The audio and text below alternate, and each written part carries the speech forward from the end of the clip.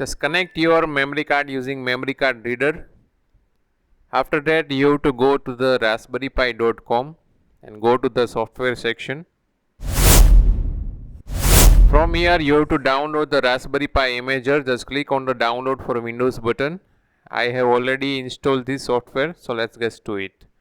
Next, you have to select your Raspberry Pi device. I do have Raspberry Pi 4, so I will select it and click on the next button. So in this section, you have to choose the operating system. We will choose the Raspberry Pi operating system of 64-bit. Select the SD card that we just have connected. Enter the host name. For the simplicity, we will keep it as a Pi. Next, you have to select the New Delhi if you are living in India. Then set the username and password.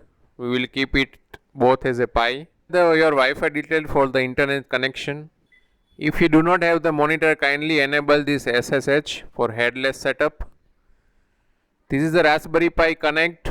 This is used to remotely control the Raspberry Pi using official website. So this is the summary. After these steps, you have to just click the write button and select the I understand, erase and write button. This will write all operating system file to your SD card. This will take few minutes. Your system should be connected with the internet. After completion of writing, it will verify all the files. So once this step is done, you have to just put the SD card back to the Raspberry Pi. And congratulations, you will successfully install the operating system in Raspberry Pi.